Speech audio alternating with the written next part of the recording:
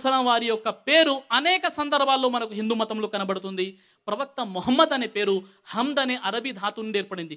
హమ్ద్ అంటే ప్రశంసింపబడేవాడు. అంటే మొహమ్మద్ అనేటటువంటి పేరుకు అర్థం ఏంటంటే ప్రశంసింపబడేవాడు. ప్రవక్త ముహమ్మద్ సల్లం వారిని నరాశంస అని అనేక సందర్భాల్లో వాడబడింది. నర్ అంటే మానవుడు, అశంస అంటే ప్రశంసింపబడేవాడు, నరాశంస అంటే మానవులలో మిక్కిలి ప్రశంసింపబడేవాడు అని అనేక సందర్భాలలో మనకు హిందూ మత గ్రంథాల్లో ప్రవక్త ముహమ్మద్ సల్లం ప్రస్తావన కనబడుతుంది. మనం ఈ విషయాన్ని చూసినట్లయితే ఋగ్వేదం 1 మండలం 13 సూక్తం 3 మంత్రం, ఋగ్వేదం 1 మండలం 18 సూక్తం 9 మంత్రం, ఋగ్వేదం 1 మండలం 106 సూక్తం 4 మంత్రం, ఋగ్వేదం 1 మండలం 142 సూక్తం 3 మంత్రం, ఋగ్వేదము 2 మండలం 3 సూక్తం 2 మంత్రం, ఋగ్వేదం 5 మండలం 5 సూక్తం 2 మంత్రం, ఋగ్వేదం 7 మండలం 2 సూక్తం 2 మంత్రం, ఋగ్వేదం 10 మండలం 64 సూక్తం 3 మంత్రం, యజుర్వేదం 20 అధ్యాయం 37 మంత్రం, యజుర్వేదం 20 అధ్యాయం 57 మంత్రం, యజుర్వేదం 21 అధ్యాయం 31 మంత్రం, యజుర్వేదం 21 అధ్యాయం 55 మంత్రం, యజుర్వేదం 28 అధ్యాయం 2 మంత్రం, యజుర్వేదం 28 అధ్యాయం 19 మంత్రం, యజుర్వేదం 28 అధ్యాయం 42 మంత్రాల్లో ప్రవక్త ముహమ్మద్ సల్లల్లాహు అలైహి వసల్లం వారి యొక్క ప్రస్తావన చాలా స్పష్టంగా మనకు కనబడుతుంది. కాబట్టి సోదర మహాశయులారా, మరి నేటి నా యొక్క అంశమైనటువంటి హిందూ మతం మరియు ఇస్లాంలో శిక్షా స్మృతులు అనేది మొదటి భాగం. రెండో భాగం హిందూ మతం మరియు ఇస్లాంలో విశ్వాసపరమైనటువంటి సమాంతర విషయాలు. ఈ రెండు విషయాలు మనము తెలుసుకున్నాం. కాబట్టి హిందూ మతం మరియు ఇస్లాం గ్రంథాల వెలుగులో కొన్ని వైరుధ్యాలు ఉండవచ్చు, కానీ ఎక్కువగా అధిక శాతం సమాంతర విషయాలు మనకు కనబడుతున్నాయి.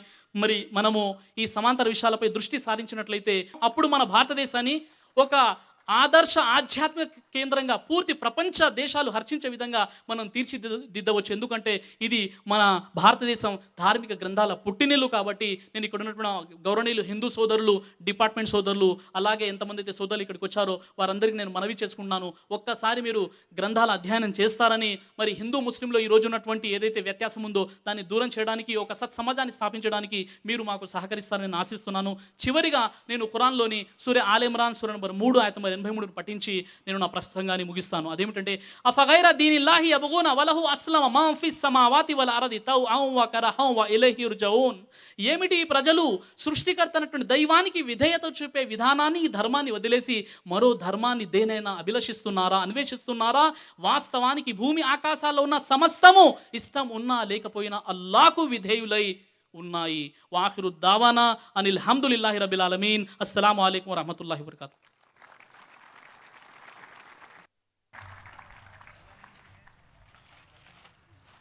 జజాకల్లాహు ఖైర్. హిందుత్వం మరియు ఇస్లాంలో శిక్షా స్మృతులు అనగా ధర్మశాస్త్రపరమైన సమాంతర విషయాలు అనే అంశంను సోదరుడు సిరాజుర్ రెహమాన్ గారు ఎంతో విశ్లేషణాత్మకంగా, ఆధారపూరితంగా మన అందరికీ అర్థమయ్యే రీతిలో తెలియజేశారు. కాబట్టి అల్లాహ్ వారికి మరింత జ్ఞానాన్ని ఇవ్వాలని, వారి ద్వారా ఇలాంటి కార్యక్రమాలు అనేకం చేయాలని, దాని ద్వారా ప్రజలలో మత సామరస్యం పెంపొందించాలని అల్లాహ్తో దువా చేస్తున్నాను. ఇప్పుడు మనకున్న తక్కువ సమయంలో ఎక్కువ లాభాన్ని పొందడానికి ప్రశ్నోత్తరాల సరళిని ప్రారంభిస్తున్నాను. ప్రశ్నలు అడిగేవారు తెలుగులో మాత్రమే అడగవలేను, నేటి అంశంపై మాత్రమే అడగవలేను. నేటి అంశాలకు విరుద్ధంగా ఎలాంటి ప్రశ్నలు అడగరాదు. ఒక సమయంలో ఒక ప్రశ్న మాత్రమే అడగవలేను. ఒకటి కన్నా ఎక్కువ ప్రశ్నలు ఉంటే తిరిగి క్యూ పద్ధతిలో నిలబడవలను. ఇప్పుడు మొదటి ప్రశ్న మొదటి మైక్ నుండి సోదరుడు సిరాజుర్ రెహమాన్ గారి కొరకు. నేను స్టూడెంట్ని. నా ప్రశ్న సిరాజుర్ రెహమాన్ గారి కోసము. నా ప్రశ్న ఏమనగా, ఐఎస్ అనేది కొంతమంది ముస్లింలు ఆకర్షితులై అందులో చేరుతున్నారు. ఇంతకు ఇది ధర్మయుద్ధమేనా? నా ప్రశ్నకు సమాధానం కావాల్సింది. సోదరుడు ప్రశ్నించారు. అదేమిటంటే ఈరోజు మరి ఐఎస్ అనేటటువంటి ఏదైతే ఉగ్రవాద సంస్థ ఉందో మరి ధర్మయుద్ధం అని వారు ప్రకటిస్తున్నారు. మరి చాలామంది దానికి ఆకర్షితులవుతున్నారు. దీనికి సంబంధించి చెప్పండి అన్నారు. అయితే సోదరులారా, ఈరోజు ప్రపంచ దేశాలను భయభ్రాంతులకు గురి చేసేటటువంటి అతి కిరాతకమైన ఉగ్రవాద సంస్థ ఏదైనా ఉందంటే అది ఐఎస్. అయితే సోదరులారా, చాలామంది ముస్లిమేతర సహోదరులకు సరైనటువంటి పరిజ్ఞానము, దానికి సంబంధించినటువంటి సమాచారం లేని కారణంగా ఐఎస్ అనేటటువంటి ఉగ్రవాద సంస్థను ముస్లింలు బహుశా స్థాపించారు అనేటటువంటి ఒక పెద్ద అపోహ ఉందన్నమాట. అయితే కొంతమంది రాజనీతి శాస్త్రజ్ఞులు దీనిపై సర్వే చేసి ఈ ఐఎస్ అనేటటువంటి సంస్థ ఏంటి అనే విషయంపై పరిశోధన కూడా జరిగింది. ఆగస్టు 9, 2014 మున్సిఫ్ పేపర్లో వీరికి సంబంధించినటువంటి ఒక స్పెషల్ స్టోరీని ఇవ్వడం జరిగింది.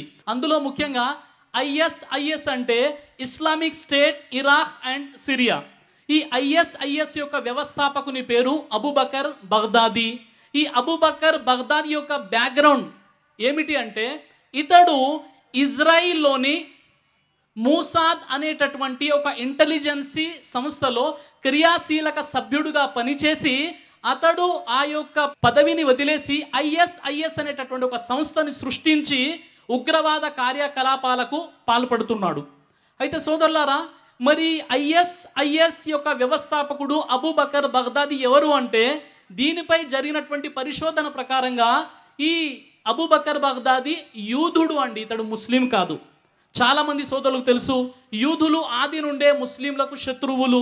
ఈ ఐఎస్ఐఎస్ యొక్క లక్ష్యం ఏమిటంటే ముఖ్యంగా 2 లక్ష్యాలు ఉన్నాయి. అదేమిటంటే ముస్లిం సమాజంలోని యువకుల్ని ఆకర్షించి ఉగ్రవాద కార్యకలాపాల కోసం వారిని వాడుకొని ఆ తర్వాత ఇస్లాం ఉగ్రవాదాన్ని బోధిస్తుంది అనేటటువంటి ఒక అపోహను ప్రపంచవ్యాప్తంగా సృష్టించాలి అనేటటువంటిది ఒక పెద్ద లక్ష్యం వారిది. రెండో లక్ష్యం ఏమిటంటే అరబు దేశాలలో పనిచేస్తున్నటువంటి అమెరికా మిలిటెంట్లు, అమెరికా సైన్యము మళ్ళీ వారు తిరిగి అమెరికాకు వెళ్ళిపోకుండా వారిని అక్కడే పెట్టడానికి ప్రయత్నం చేస్తున్నారు. అంటే కొన్ని ముస్లిం దేశాలలో అమెరికా సైన్యం పనిచేస్తుందన్నమాట, ప్రభుత్వ పరంగా అమెరికా సైన్యం పనిచేస్తుంది. అయితే ఉగ్రవాదాలు లేవు కదా అనేసి అక్కడి సైన్యము ఆ యొక్క దేశాన్ని వదిలేసి వెళ్ళిపోతుంది. అలా వెళ్ళిపోకుండా వారిని పట్టి ఉంచడానికి కూడా ఈ యొక్క ఐఎస్ఐఎస్ ప్రయత్నం చేస్తుంది. అయితే సోదరులారా, మరి ముస్లిం దేశాలలో పనిచేస్తున్నటువంటి ఈ అమెరికా మిలిటెంట్లు, అమెరికా సైన్యము ఎందుకు వారిని ముస్లిం దేశాల నుండి వెళ్ళిపోకుండా అమెరికా ఎందుకు ప్రయత్నిస్తుందంటే అమెరికా ప్రారంభం నుండి కూడా అది ప్రపంచ దేశాల్లో ఒక అగ్రరాజ్యంగా పరిగణించబడుతుంది. అంటే మీ దేశము శాంతి భద్రతలు మా చేతిలో ఉంది అనేటటువంటి ఒక విషయము ప్రజలకు తెలియచేయాలనేటటువంటి గర్వాన్ని ప్రదర్శిస్తుంది. అయితే సోదరులారా, ఏదైతే ఉగ్రవాద సంస్థ ఉందో దీనికి ఇస్లాంలో ఎలాంటి స్థానము లేదు, వీరు ముస్లింలు కాదు అనే విషయాన్ని మొట్టమొదటిగా మనం గుర్తించాలి. ముఖ్యంగా తెలుసుకోవాల్సినటువంటి విషయం ఏమిటంటే ఈరోజు ముస్లిం సొసైటీలో, ముస్లిం సమాజంలో వారు భారతీయులైనా ఇతర దేశంలో ఉన్నటువంటి ముస్లిమ్స్ అయినా అందరూ కూడా ఏకాభిప్రాయంగా ఎలాంటి విభేదం లేకుండా ప్రతి ముస్లిం సంస్థ కూడా ఐఎస్ఐని ఉగ్రవాద సంస్థగా ప్రకటించింది, దుర్మార్గులుగా ప్రకటించింది. అలాగే ముస్లిం పండితులు పరిశోధన చేసి చెప్పిన విషయం ఏమిటంటే ఈ ఐఎస్ఐ యొక్క వ్యవస్థాపకుడు అతనిలో 24 విషయాలు చూపించారు అతడు ముస్లిం కాదు అని చెప్పడానికి. కాబట్టి వీరు ముస్లిం సమాజంలో అపోహలు సృష్టించడానికి, ఇస్లాం ఉగ్రవాదం బోధిస్తుంది అనేటటువంటి విషయాన్ని ప్రచారం చేయడానికి ఈ కుట్ర పనేటటువంటి వ్యక్తులు అనమాట. ఏ విధంగానైతే ఒక కుక్కని చంపాలంటే ముందుగా అది పిచ్చి కుక్కని క్రియేట్ చేయాలి, చిత్రీకరించాలి. కుక్కని చంపొద్దు అన్నవాడు కూడా పిచ్చి కుక్క అంటే చంపడానికి ఒక రాయి విసురుతాడు. అదేవిధంగా మొట్టమొదటిగా ఈ ముస్లిం యువకులు ఉగ్రవాద కార్యకలాపాల్లో పాల్గొంటున్నారని ఈ విధంగా చిత్రీకరించాలనేటటువంటి ఒక యూదులు పనేటువంటి ఒక కుట్ర తప్ప ఇస్లాంలో దీనికి ఎలాంటి స్థానం లేదు. మరో విషయం, తీవ్రవాద అంతానికి సర్వోత్తమ సూత్రంగా ఇస్లాం చెప్పే విషయం ఏంటంటే సూర మాయిదా సూర నంబర్ 5 ఆయత 32లో మన్ ఖతల నఫ్సం బిగైరి నఫ్సిన్ ఔ ఫసాదిన్ ఫిల్ అరది ఫక అన్నమా కతల నాస జమియా. ఒక వ్యక్తిని చంపిన వాడు సమస్త మానవాళిని చంపినంతో సమానం, ఒక వ్యక్తి ప్రాణాన్ని కాపాడిన వాడు ప్రపంచ మానవుల ప్రాణాలని కాపాడినంతో సమానం చెప్పేటువంటి ధర్మం ఇస్లాం. కాబట్టి ఇస్లాంలో ఉగ్రవాదానికి ఎలాంటి తావు లేదు. ఎంతోమంది ముస్లిం సోదరులు, ముస్లిం పండితులు, ముస్లిం ఉలమాలు, ముస్లిం సోషల్ వెల్ఫేర్ సొసైటీస్ నడిపించేటటువంటి వారు అందరూ ముక్తకంఠంగా ఎన్నో సభలు పెట్టి ముస్లిం సోదరులకి చైతన్యవంతులుగా చేస్తున్నారు.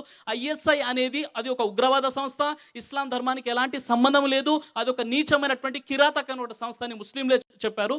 చివరిగా ఈ ఉగ్రవాద సంస్థ గురించి మనం అర్థం చేసుకోవాలంటే ఇప్పుడు అల్ ఖైదా అనేది ఒక ఉగ్రవాద సంస్థగా ప్రచారంలో ఉంది. అల్ ఖైదా లాంటి ఉగ్రవాద సంస్థ ఏమంటుందంటే ఐఎస్ఐ వారు ముస్లింలు కాదంటుంది. వారు ఎలాంటి వ్యక్తులు మీరు తెలుసుకోవచ్చు. కాబట్టి మీ ప్రశ్నకు సమాధానం దొరికిందని ఆశిస్తున్నాను. ఇప్పుడు రెండో ప్రశ్న సోదరుడు సిరాజుర్ రెహమాన్ గారి కొరకు. మీరు హిందుత్వం, ఇస్లాంలో సమాంతర విషయాలు చెప్పారు, కానీ హిందువులు గోవుని ఆరాధిస్తారు, ముస్లింలు తప్పకుండా తింటారు, ఎందుకు? సోదరుడు ప్రశ్నించారండి. అదేమిటంటే మరి హిందూయిజం మరి ఇస్లాంలో సమాంతర విషయాలని మీరు చెప్పారు, చాలా బాగుంది. కానీ హైందవ సోదరులు గోవుని పవిత్రంగా భావిస్తారు, ముస్లింని తప్పనిసరిగా తింటారు. దీనికి సంబంధించి చెప్పండి అన్నారు. అయితే సోదరులారా, ముస్లిం అనబడేవాడు మాంసాన్ని తినాలి తప్పనిసరిని ఇస్లాంలో ఎక్కడా లేదండి. ఖురాన్లోని 30 కాండాలు, 114 అధ్యాయాలు, 6236 వాక్యాలు, 86,430 పదాలు, 3,23,760 అక్షరాలు ఖురాన్లో ఉన్నాయి. ఈ మొత్తం ఖురాన్లో ఎక్కడ కూడా ముస్లిం అనబడేవాడు మాంసాహారాలను తప్పనిసరిగా తినాలని ఖురాన్లో ఎక్కడా కూడా లేదు. మొదటి విషయం, ఖురాన్లో సూర్య మాయిదా సూర నంబర్ 5 ఆయత్ నంబర్ 1లో మాంసాహారం తినేటటువంటి అనుమతి మాత్రమే ఉంది, ఆజ్ఞ ఇస్లాంలో లేదు. ఇది తెలుసుకోవాలి. అంటే మీరు గోమాంసం తిన్నందుకు మీరు మంచి ముస్లింగా పరిగణించబడతారని ఇస్లాంలో ఎక్కడా చెప్పబడలేదు. మరో విషయం ఏంటంటే, ముస్లిం అనబడేవాడు మాంసాహారం తింటేనే ముస్లిం అని కూడా ఇస్లాం ధర్మం ఎక్కడా చెప్పడం జరగలేదన్నమాట.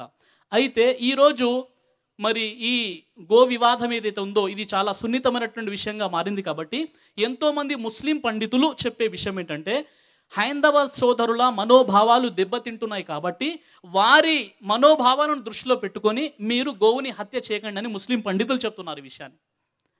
హజరత్ అనస్ రదియల్లాహు అన్హు వారి ఉల్లేఖనం ప్రకారంగా ప్రవక్త ముహమ్మద్ సల్లల్లాహు అలైహి వసల్లం వారు బక్రీదు సందర్భంగా 2 గొర్రెపోతుల్ని బలిగా ఇచ్చేవారు. అల్లా తన ప్రవక్తకు అన్నిటికంటే ఉన్నతమైనటువంటి ఆచరణనే ఇష్టపడతారు. అంటే లకద్ కాన లకుం ఫీ రసూలిల్లాహి ఉస్వతున్ హసనా సూర అల్ అహ్జాబ్ సూర 33 ఆయత్ 21. ప్రవక్త జీవితంలో మీకు ఆదర్శం ఉంది. ప్రవక్త పూర్తి జీవితంలో ఎక్కడ కూడా బక్రీద్ సందర్భంగా గోవుని బలిగా ఇచ్చినట్టు మొత్తం ఖురాన్ మరియు హదీస్ గ్రంథాల్లో ఎక్కడ కూడా లేదు. అదే విధముగా హజరత్ ఇబ్నే అబ్బాస్ రదియల్లాహు అన్హు వారి ఉల్లేఖనం ప్రకారంగా తన దాసుని ఉన్నతమైనటువంటి ఆచరణను అల్లా ఏ విధంగానైతే ఇష్టపడతాడో అలాగే ధర్మంపై సౌలభ్యాలపై ఆచరించడానికి కూడా అల్లా ఆ విధంగానే ఇష్టపడతాడు. ఈరోజు చాలా సున్నితమైనటువంటి విషయం కాబట్టి నేను కూడా ఇక్కడ కూర్చున్నటువంటి మన ముస్లిం సోదరులకు నేను మనవి చేసుకుంటున్నాను, గోమాంసం తినాలని తప్పనిసరిగా ఇస్లాంలో ఎక్కడ కూడా లేదు. కాబట్టి ముస్లిమేతర సోదరుల మనోభావాలను దృష్టిలో పెట్టుకొని మనం ఆ పని చేయకపోవడం చాలా ఉత్తమం. మరో విషయం ఏంటి, ఈ మాంసాహారానికి సంబంధించి మనం హైందవ మత గ్రంథాల్లో చూసినట్లయితే అనేక ఆధారాలు మనకు కనబడుతున్నాయి. Shri Aravinda Kapali Sastri Institute of Vedic Culture page number 76లో ఆయన ఏమంటారంటే, పూర్వం బ్రాహ్మణ పండితులు సైతము మాంసాహారాలను భుజించేవారు, వేదాలలో ఈ విషయం వ్రాసి పెట్టబడి ఉంది అన్న విషయాన్ని తెలియజేశారు. మీరు మనుస్మృతి గ్రంథాన్ని చూసినట్లయితే మనుస్మృతి 5వ అధ్యాయం 30వ మంత్రంలో తినుటకు అనుమతింపబడిన జంతువులను ప్రతిదిను తినువాడు దోషి ఎంత మాత్రము కాదు అని మనుస్మృతి తెలియజేస్తుంది. మనుస్మృతిలోని 5వ అధ్యాయం 36 మంత్రంలో మంత్ర ప్రోక్షణము చేయక ఊరక చంపబడిన పశువులను విప్రుడెన్నడూ భుజింపరాదు. అంటే మీరు తినాలి అనుకుంటే హలాల్ చేసి తినాలని హిందూ మత గ్రంథాలు మనకు కనబడుతుంది. అయితే సోదరులారా, ఈ ప్రశ్న మరి సోదరుడు ఏదైతే అడిగారో ముస్లిం అనబడేవాడు తప్పనిసరిగా మాంసాహారం తినాలని ఇస్లాం ధర్మంలో ఎక్కడ కూడా లేదు. ఒక సోదరుడు నన్ను ప్రశ్న అడిగారు అనమాట, మైక్ పై నిలబడి ఏమడిగారంటే, సార్ ఇది మాంసాహారం తినడం ఏంది ఇస్లాంలో అన్నారు. నేను మళ్ళీ ప్రశ్నించాను, మీరు శాకాహారియా మాంసాహారి అంటే నేను మాంసాహారి అని చెప్పాడు. అంటే ప్రశ్న అడిగేవారు కూడా మాంసాహారులు కూడా మాంసాహారం తినడం అని ఇస్లాంలో ఉంది అని అడుగుతున్నారు. అందుకే వేమన ఒక విషయం చెప్పాడు, చెప్పి నేను నా సమాధానాన్ని ముగిస్తాను. అదేమిటంటే, గోవు పాపమేల గోమాంస భక్షక ఎవడు పాపి వేద ఋషుల మించి ఎద్దు మాంసము లేక ముద్ద మింగుడు పోదు విశ్వధాభిరామ వినురవేమ అంటాడు వేమన. కాబట్టి సోదరుని ప్రశ్నకు సమాధానం ఆశిస్తున్నాను. జజాకల్లాహు ఖైర్. ఈ కార్యక్రమం పెట్టే ఉద్దేశం తెలియజేయాల్సిందిగా షేర్ ఖాన్ రియాజ్ అహ్మద్ గారు, టౌన్ జమియత్ అహ్లే హదీస్ ప్రెసిడెంట్ గారిని వేదికపైకి ఆహ్వానిస్తున్నాను. मोहतरम हजरात, मैं मकामी जमात अहले हदीस अदोनी की जानिब से सबसे पहले अल्लाह ताला का शुक्रिया अदा करता हूँ कि अल्लाह ताला ने ये छोटी सी जमीयत को ये छोटा सा काम अपने ज़िम्मे दिया था. हम दुआ करते हैं कि अल्लाह ताला हमारे इस प्रोग्राम को कबूल फरमाए. और मैं मकामी जमात अहले हदीस अदोनी की जानिब से UARC के हमारे जनरल सेक्रेटरी और प्रेसिडेंट का और तमाम टेक्निकल टीम का शुक्रिया अदा करता हूं और तमाम वॉलंटियर्स का और पुलिस डिपार्टमेंट का सबका शुक्रिया अदा करता हूं. मैं इसी तरह से तमाम प्रेस रिपोर्टर्स का, पुलिस डिपार्टमेंट का और तमाम डॉक्टर्स, लायर्स और जितने अहबाब अदोनी से आए हैं और तमाम दूर दराज गाँवों से आए हैं, तमाम हजरात का मैं तहे दिल से शुक्रिया अदा करता हूँ. अस्सलाम वालेकुम. ఈ కార్యక్రమం కోసం ప్రత్యక్షంగా పరోక్షంగా సహకరించిన వారికి, ప్రెస్ వారికి, పోలీస్ డిపార్ట్మెంట్ వారికి UARC వైపు నుంచి హృదయపూర్వక ధన్యవాదాలు తెలియజేసుకుంటామండి. వాఖిరు దావానా అల్హమ్దులిల్లాహి రబ్బిల్ ఆలమీన్. అస్సలాము అలైకుం వరహ్మతుల్లాహి వబర్కాతుహు. సుబ్హానకల్లాహుమ్మ వ బిహమ్దిక అష్హదు అల్లా ఇలాహ ఇల్లా అంత అస్తగ్ఫిరుక వ అతూబు ఇలైక్. శుక్రాన్ యా రబ్బీ శుక్రాన్ హదైత قلبي شكرا نورت دربي شكرا شكرا يا ربي شكرا هديت قلبي شكرا نورت دربي شكرا شكرا يا رب يا منزل القرآن يا خالق الإنسان يا رب يا رحمن شكرا يا رب يا منزل القرآن يا خالق الإنسان يا رب يا رحمن شكرا يا رب شكرا يا ربي شكرا هديت قلبي شكرا نورت دربي شكرا شكرا يا رب